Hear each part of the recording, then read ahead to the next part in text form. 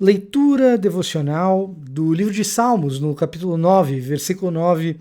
A versão Nova Almeida atualizada traduz da seguinte maneira: O Senhor é também alto refúgio para o oprimido, refúgio nas horas de angústia. A palavra oprimido aqui não deve ser levada com ingenuidade. O capítulo 9 e o capítulo 10 do livro de Salmos funcionam como uma parte significativa do texto bíblico, em especial no Antigo Testamento, funcionam como uma das grandes odes ao cuidado de Deus com o pobre. E oprimido aqui é aquele tipo de pobre que é especificamente injustiçado. Então, quando a gente olha para esse texto aqui, a gente deve se lembrar aquele tipo de pessoa com a vida muito difícil, com acesso a pouquíssimos recursos. E tendo acesso a pouquíssimos recursos, ainda por cima, ela sofre as injustiças por não ter tido educação, por não ter tido acesso a dinheiro, por não ter um plano de saúde, ou mesmo por se deparar com aproveitadores que, olhando para essa situação de fragilidade, tiram proveito. Algumas coisas, então, precisam ser ditas a respeito de passagens como essa, em especial dessa passagem.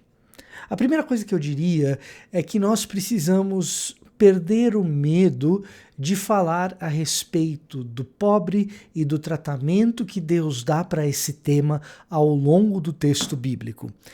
Infelizmente, muita gente trata esse tema pisando em ovos, para não ser confundido com política ou com ideologia, e isso em si já deveria fazer parte da nossa vida devocional. Por uma vida devocional em que os temas que a Bíblia trata sejam igualmente tratados no nosso ambiente de oração, leitura e intimidade com Deus, sem que tenhamos medo de quaisquer coisas que sejam. Em especial, sem que a gente tenha medo de ser julgado, porque estamos nos alinhando com a ideologia A ou B, ou, esse tema é político demais, quem sabe. A segunda coisa que talvez seja importante para nós no nosso momento de estudo, de devoção e de intimidade com Deus, quando olhamos para esse tipo de tema absolutamente frequente e recorrente, tanto no Antigo Testamento como também no Novo, é o fato de que Deus, frequentemente, Deus com grande ênfase, olha para a questão da injustiça quando o pobre é colocado em jogo. Veja só. O capítulo 9 e o capítulo 10 de Salmos, assim como uma série de outras passagens a respeito do pobre, esses dois capítulos eles tratam da situação de injustiça pela qual o pobre passa. Em outras palavras, muitas vezes o texto bíblico, na maioria das vezes esmagadora, a situação de miséria, a situação de pobreza não são tratadas com um kit ou um manual ou um passo a passo, um guia, quem sabe, de como sair da pobreza. Quando o tema do pobre se achega a nós no saltério, veja só, num livro de poesias, de poemas, de canções que a gente canta para Deus, quando o tema do pobre chega aqui, o tema do pobre não chega como uma venda de um curso ou uma determinada saída dessa condição individual da pobreza. Não. O tema do pobre chega como juízo sobre aquele que pratica injustiça. O tema do pobre chega como um clamor à revolta e indignação por parte daqueles que conhecem quem Deus realmente é. O tema do pobre chega com uma espécie de oráculo que diz: o juízo de Deus repousa sobre essa injustiça. E quem a pratica será julgado. Então, a nossa vida devocional, que muitas vezes é autocentrada, que muitas vezes é individualista, que muitas vezes é personalista, diante de textos como esse, a Bíblia convida o nosso momento devocional para uma perspectiva mais externalizante, para uma perspectiva que olhe mais para o outro, para o próximo, para fora, para a sociedade, para as injustiças desse mundo. Porque Deus está olhando para estas coisas e sobre elas promete salvação e juízo. Portanto, um convite no primeiro lugar a deixar que a Escritura trate dos temas que trata sem medo. Em segundo lugar, que a Escritura nos conduza a uma espiritualidade que envolve o outro. Eu me lembro, mais de uma década atrás, de participar de um evento que teria vários temas do cristianismo. E entre esses muitos temas, todo o evento era voltado para a vida pública. Então eu sugeri no comitê organizador que houvesse uma palestra sobre a espiritualidade e a vida pública. Para minha tristeza, uma das pessoas ali daquele comitê se levantou e disse: espiritualidade é algo individual, não tem nada a ver com o público. Salmos como esse nos convidam a agir precisamente na direção oposta. A nossa espiritualidade tem implicações na vida pública.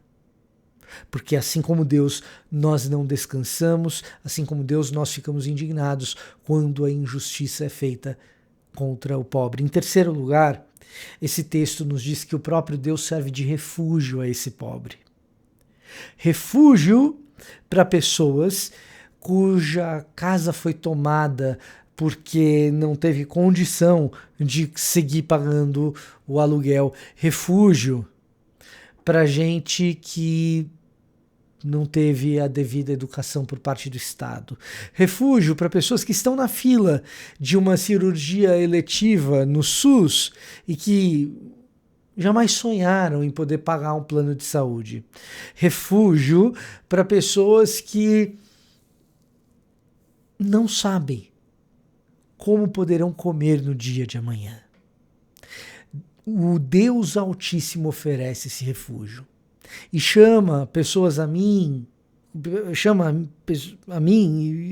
e chama pessoas como você, chama a nós, chama a pessoas como nós, para que sejamos esses refúgios.